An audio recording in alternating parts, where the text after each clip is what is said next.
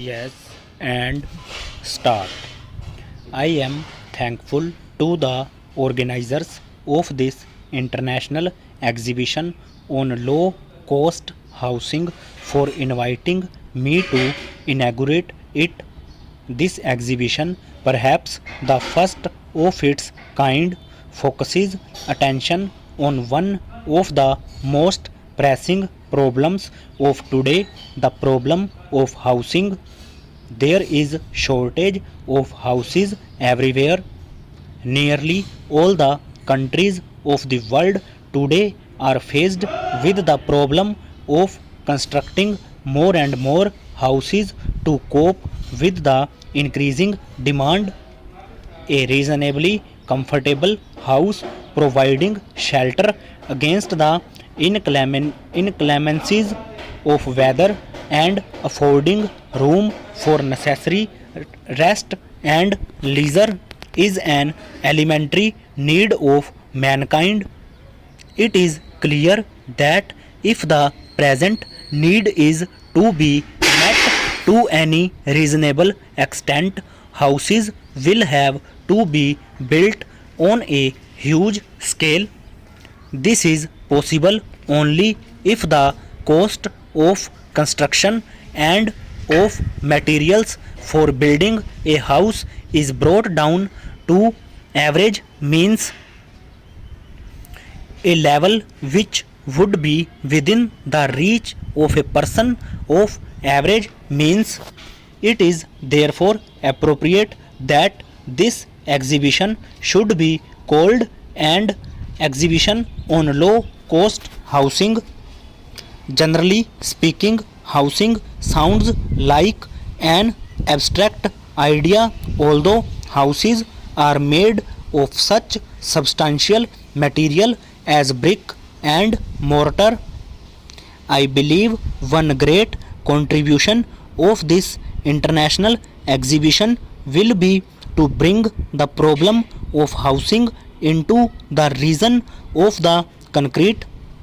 The many exhibits displayed here are its unmistakable proof.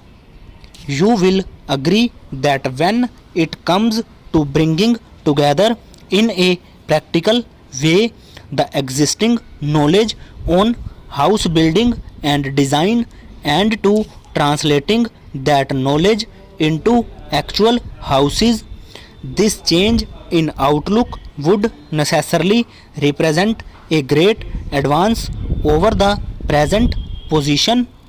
This exhibition will provide a forum to professional men to exchange ideas and enable them to see the methods which have already passed the test or are still engaging the attention of planners, engineers, and architects.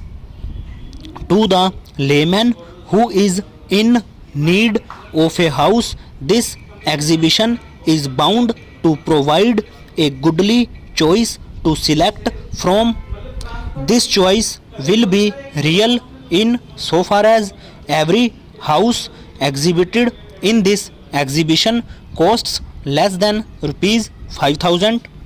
Besides demonstrating the various types of houses built from different materials, this exhibition will also stimulate proper interest in housing, not in the abstract problem of housing as such, which might be an alluring subject of discussion, but in houses themselves. Houses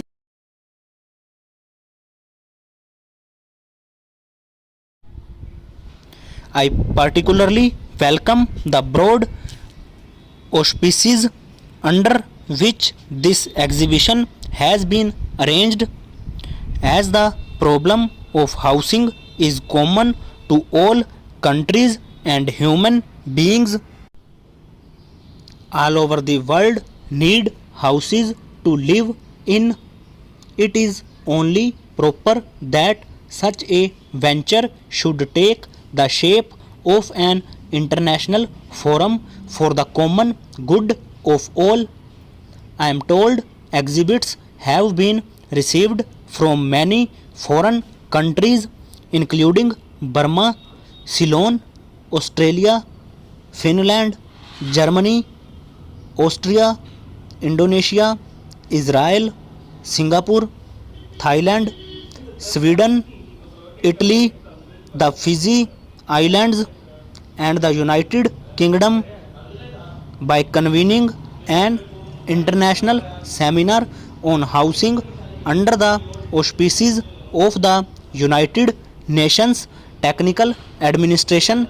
This exhibition has not merely added to its status but greatly widened its scope. This seminar, in which experienced architects and engineers from many countries are participating, will discuss such important subjects as improvement in building materials, construction methods, and programs for housing, etc. This will be followed by discussions by the Inter-Secretariat Working Party of the ECAF, which is meeting in Delhi this month. As a result of all these discussions and valuable exchange of ideas, let us hope it will be possible to pool that experiences of the participating countries and adopt models which would result in bringing cheap and comfortable houses within the reach of the common people. As I have said, a house is one of man's elementary needs ever since the dawn of civilization, or maybe even before that, when man, like beasts of prey, lived in the open. The need of some kind of shelter was felt by him. There was a time when the improvised shelter offered by bushes and trees satisfied his need. In places where trees did not grow, a rock hideout or a cave or the shade of any projecting cliff answered his simple requirements. As time passed and men learnt to manipulate the twigs and branches of trees, he found leafy huts rendering better service to him.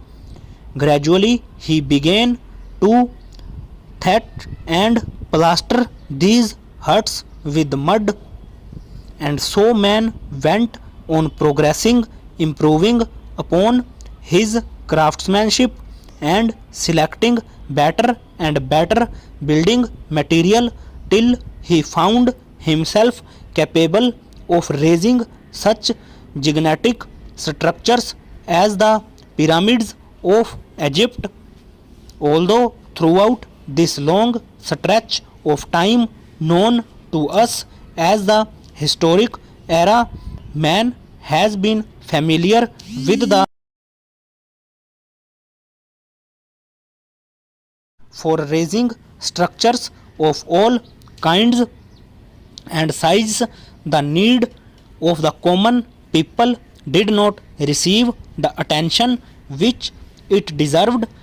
It is at once the duty and the privilege of us all living in this democratic age to think of housing and housing needs over.